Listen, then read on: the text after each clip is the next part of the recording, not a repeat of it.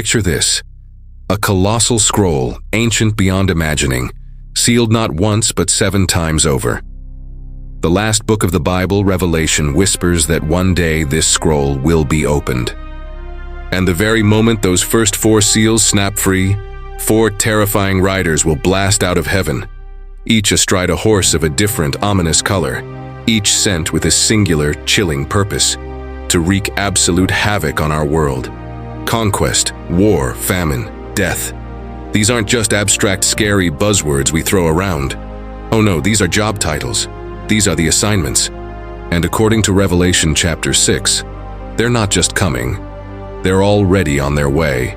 So what do these spectral steeds, the white, the fiery red, the stark black, and the sickly pale horses, actually symbolize? Who are these enigmatic riders? Why do they make their grand, terrifying entrance in precisely that order? And should anyone alive today, living in our seemingly modern, advanced world, even care? Stick around, because by the time we're done, we're going to unpack every single saddlebag of this ancient prophecy, line by agonizing line, symbol by chilling symbol. And when we're finished, you won't just know what John saw in his vision. You'll understand what it meant. And why even after 2 millennia, people still get shivers down their spine when they hear the phrase, the Four Horsemen of the Apocalypse.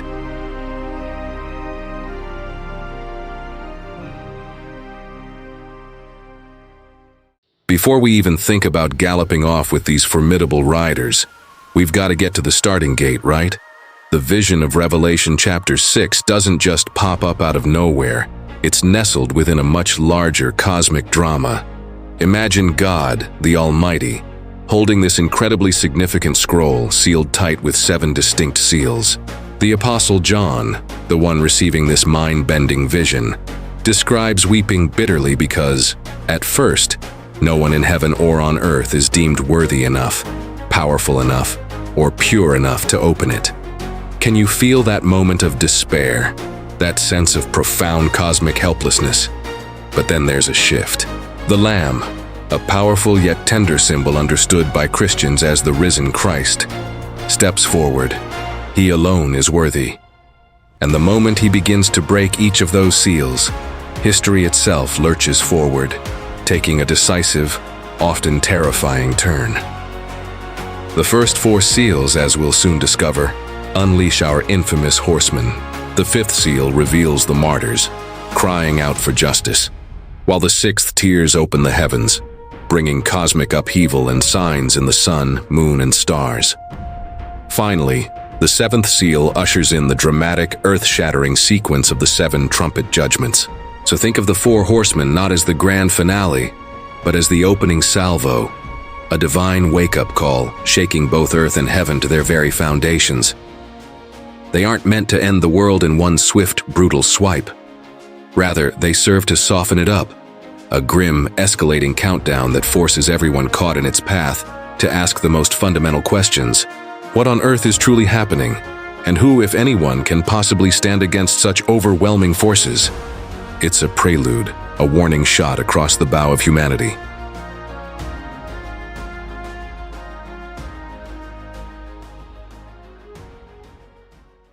Let's dive into Revelation 6, 1-2. I watched as the Lamb opened the first seal. I looked, and there before me was a white horse. Its rider held a bow, and he was given a crown, and he rode out as a conqueror bent on conquest. Now, if you just read that at face value, you might think, hey, that sounds pretty heroic, right? White often symbolizes purity. A crown speaks of authority and kingship, and a bow suggests military prowess, a hero defending his people. But here's the twist, and it is a crucial one. Most New Testament scholars and theologians look at this rider and see not a hero, but the ultimate counterfeit, a masterful deceiver. Think about it. White can symbolize purity, yes, but it can also be used to bleach over evil, to disguise sinister intentions. A crown, given without any mention of earned honor or righteous rule, smells instantly suspicious, doesn't it? And a bow with no arrows? That's a fascinating detail. It hints at conquest achieved not through open warfare and brute force, but through persuasion, through cunning diplomacy, through promises that sound too good to be true. Early church fathers, figures like Irenaeus, actually tied this white horseman directly to the Antichrist figure, who, interestingly, shows up again later in Revelation, often on a white horse leading armies against God's people. In modern interpretations, we see this played out in political deception. Charismatic leaders who rise to power by promising peace and prosperity, all while subtly or not so subtly expanding their own power and control, often at the expense of freedom. Either way you look at it, the first horseman is conquest, but it's conquest wearing a disarmingly charming smile. He rides not to destroy outright, but to seduce, to dominate minds and hearts, and to absorb nations and cultures into his sphere of influence. We've seen this pattern repeat throughout history. The vast, sprawling empires, Babylonian, Roman, colonial powers, they all fit this pattern of initial allure followed by subjugation. And that, my friends, is precisely the point. The endgame replay, the cosmic countdown, often begins with humanity's oldest, most insidious temptation: to trust the strong man, the charismatic figure who confidently declares, "I alone can fix it." He offers a false peace that ultimately leads to enslavement.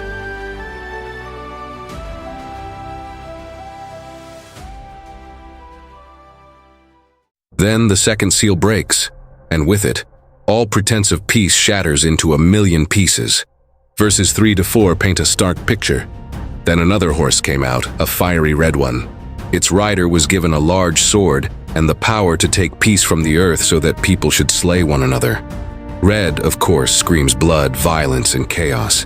It's the color of raw, unbridled fury. And that large sword? The Greek word used here is rhomphaia, which wasn't just any sword. This was a heavy, broad, often two-handed Thracian cavalry blade, designed specifically to carve through battle formations, to inflict maximum damage, to dismember and destroy. It's not a duelist's rapier. It's a weapon of mass slaughter.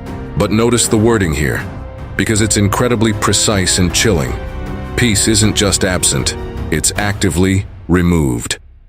Commentators through the ages have linked this red horseman to civil war, to brutal guerrilla conflicts, to the insidious creep of terrorism, to any form of violence that pits neighbor against neighbor, family against family, tribe against tribe.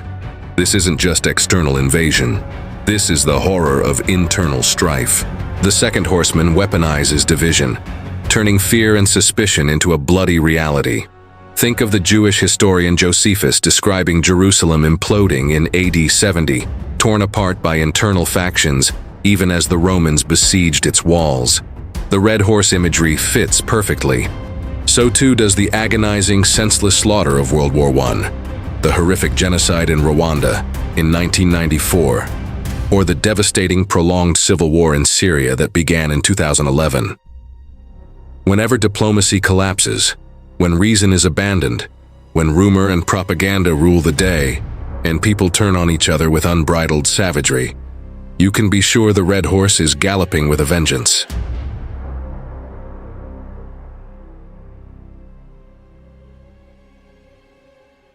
Next, we witness the breaking of the third seal in verses 5 to 6.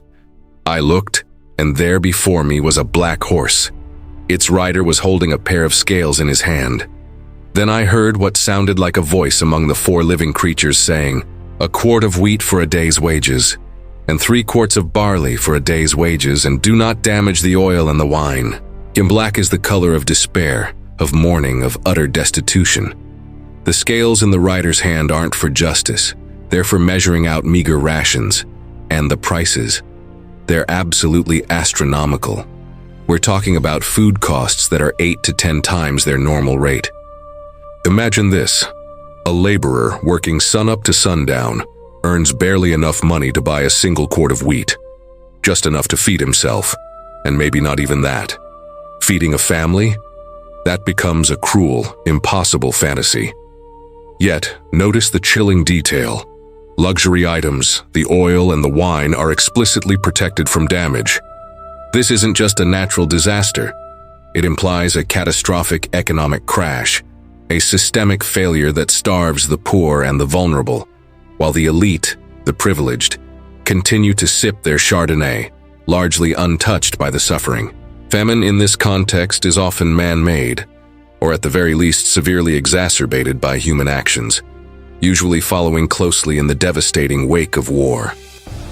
The third horseman rides whenever global supply chains snap under pressure, whenever inflation explodes uncontrollably, or when economic sanctions misfire, hitting the innocent hardest. He was on the streets of Athens during the brutal austerity of the 2009 crisis. He rode through Sri Lanka just last year, when fuel and basic necessities vanished, and he trots grimly behind every conflict that bombs grain silos, blockades vital ports, or otherwise deliberately disrupts the flow of life-sustaining resources. This horseman embodies the profound injustice and suffering that arises when the basic human right to food is weaponized or simply forgotten.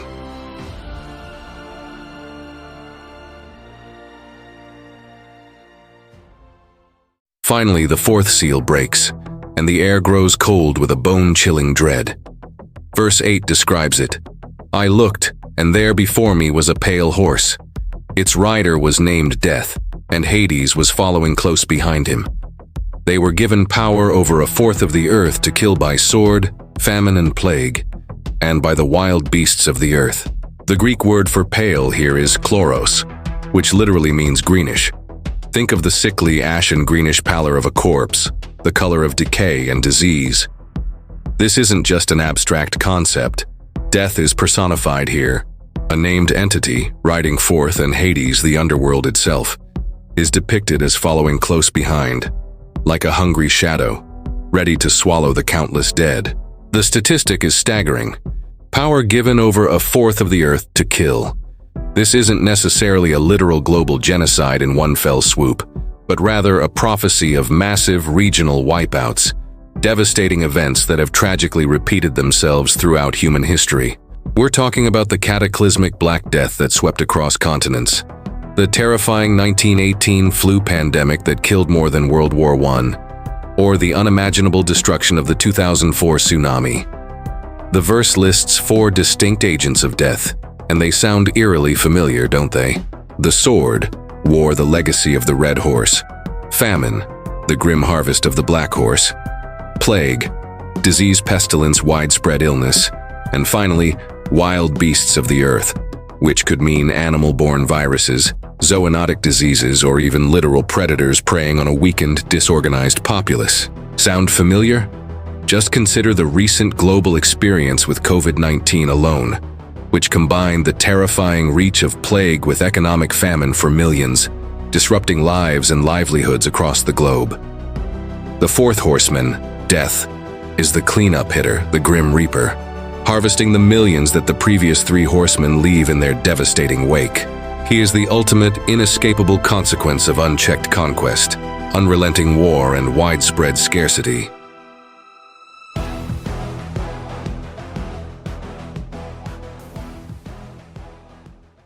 So let's pull the camera back a bit, shall we? Why 4 horsemen? In biblical numerics, the number 4 often signifies universality, completeness, or the 4 corners of the earth, the 4 winds. It suggests a global reach, an impact that touches all of humanity. And why horses? In the ancient world, before tanks, drones, or jet fighters, a horse was the ultimate symbol of speed, power, and far-reaching judgment. A cavalry charge was terrifying, unstoppable. No modern weapon quite matches the ancient PR power of a thundering horse, carrying a message of swift, inevitable judgment. And the sequence, my friends, is absolutely critical. It's not random. It's a terrifying, logical progression. First, conquest distorts politics, promising order but delivering subjugation. Then, war removes any semblance of peace, tearing societies apart.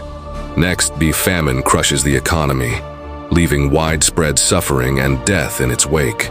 And finally, death itself collects the survivors, the weakened, the broken. It's a downward spiral, a predictable path that any society, any nation, can tragically slide into. That's why Revelation's first-century listeners, under the heavy boot of the Roman Empire, saw their own struggles reflected in these images. But it's also why every single century since then, finds fresh, chilling resonance in these prophecies. The horsemen aren't locked away in some distant, yet-to-be-seen future. They ride whenever human systems prioritize power over compassion, whenever greed trumps justice, whenever division replaces unity.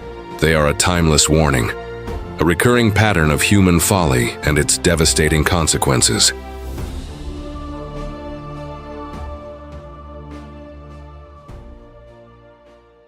Now, Revelation, as profound and unique as it is, rarely invents imagery from scratch. It builds on a rich tapestry of older prophecies and the idea of colored horses crashing through Scripture. It's not new here. If you journey back to the Old Testament, to the book of Zechariah specifically, chapters 1:7 to 11 and 6:1 to 8, you'll find visions of patrol horses, red sorrel, white black dappled, sent out to walk the earth and report back to a divine council.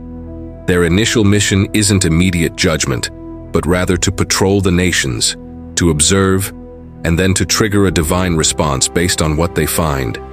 Zechariah's vision offers a fascinating parallel and also tempers our understanding of Revelation.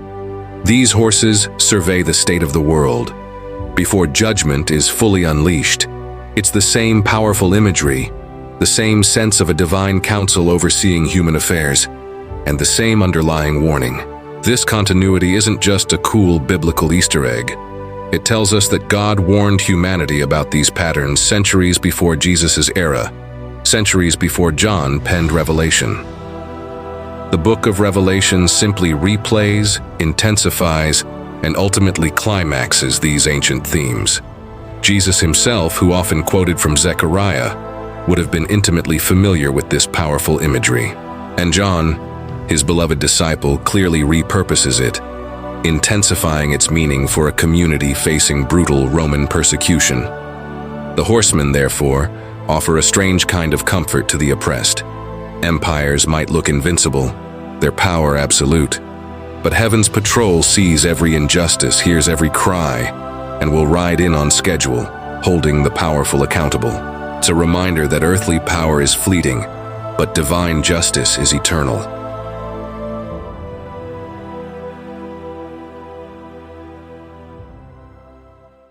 When it comes to interpreting these vivid, often terrifying images, Christians, and even secular scholars, don't all see eye to eye. It's truly an interpretation buffet, with a variety of perspectives on the menu. For instance, many dispensationalists read the horsemen as future figures, literal beings or events that will appear during a specific 7-year tribulation period, often after the church has been supernaturally removed from the earth. On the other hand, preterists believe that most of these apocalyptic events, including the horsemen, largely unfolded by AD 70, when the Roman Empire brutally destroyed Jerusalem and its temple.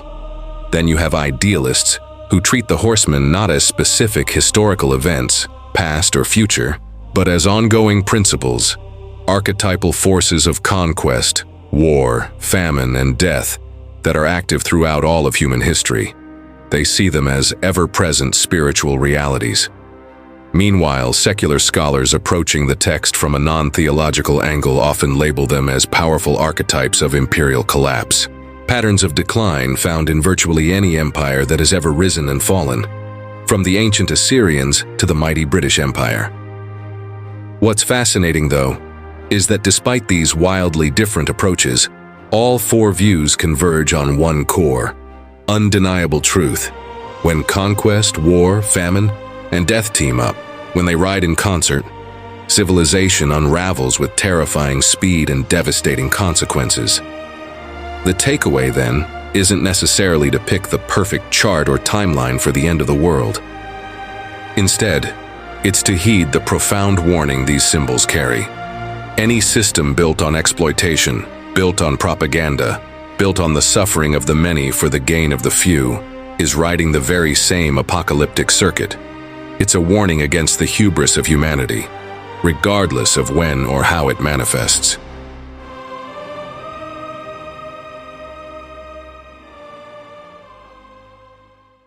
The raw, visceral power of the Four Horsemen has left indelible hoofprints across human culture, deeply embedding itself in our collective consciousness.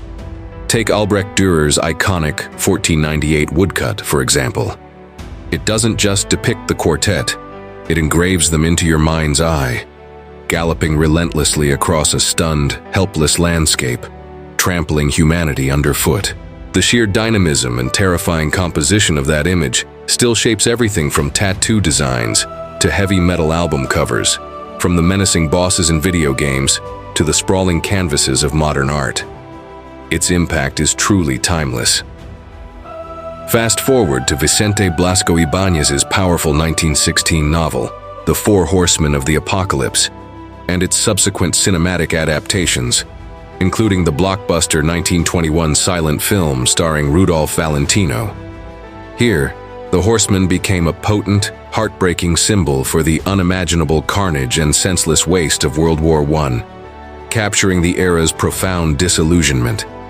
Even Clint Eastwood's gritty 1985 western, Pale Rider, consciously alludes to the final horseman, casting his mysterious preacher character, who enacts a brutal frontier justice, as a spectral figure riding a pale horse. And in the modern era, Marvel's X-Men, Apocalypse recruited 4 powerful mutants to serve as the villain's own horsemen: war, famine, pestilence, and death, demonstrating just how deeply the imagery has branded itself onto pop culture. Each retelling, each artistic interpretation, each cinematic reimagining proves the metaphor's incredible elasticity and enduring power.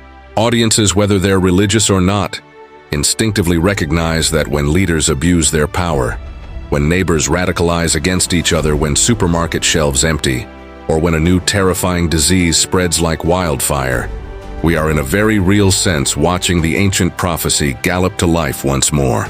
The imagery resonates because it speaks to universal human experiences of suffering and collapse.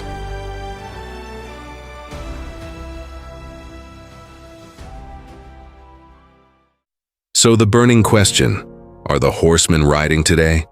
If you scan any headline feed, you'll find countless think pieces, blog posts, and viral videos claiming the white horse is NATO, or the red horse is the conflict in Ukraine, or the black horse is global inflation, or the pale horse is the latest pandemic.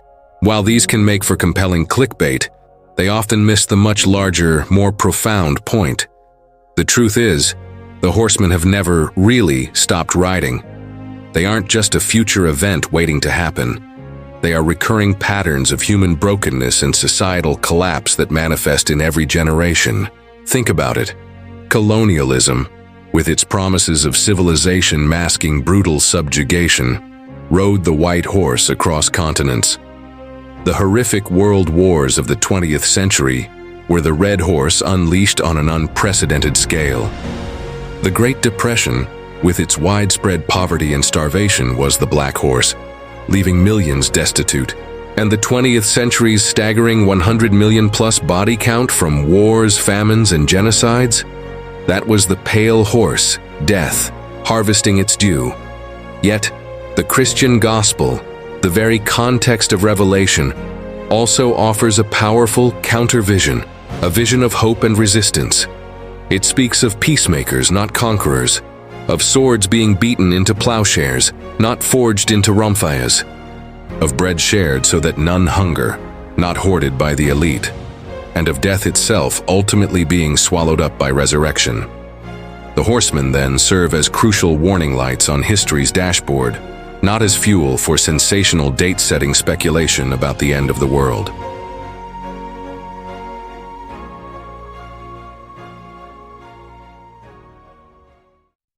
Here's the most crucial part. Revelation doesn't end at chapter 6. The scroll continues. The Lamb who opens these terrifying seals is also the one who rescues multitudes from every tribe, tongue, people, and nation in chapter 7, gathering them into a scene of worship and triumph. The ultimate vision of the New Jerusalem, described in chapters 21 and 22, paints a picture of a city with no temple because God is its temple, a place with no night, no sorrow, and absolutely no tears. The horsemen, therefore, aren't the finale of the story. They are the storm, the profound turbulence that precedes an ultimate, lasting calm. For Christians, this means that even the worst news, the most terrifying prophecies, are never ever the last news. There is always a hope beyond the immediate devastation.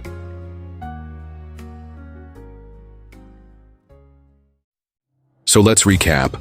The White Horse warns us, compelling us to distrust charismatic leaders who promise quick fixes while subtly seizing control.